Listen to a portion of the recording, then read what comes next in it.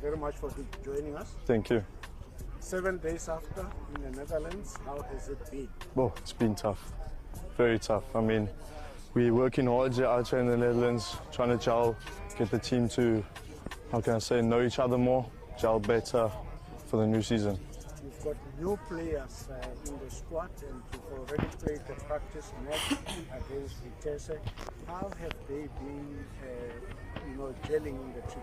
No, of course, it still takes time to gel. Obviously, it's been, 45 minutes for them. So, I mean, it's going to take time, but they come in, they bring in different things for us, they're going to help the team, and they have been gelling in training, so it's only a matter of time. Take us into the camp in terms of you as players. What are you talking about in terms of the camp itself and the vibe around the camp?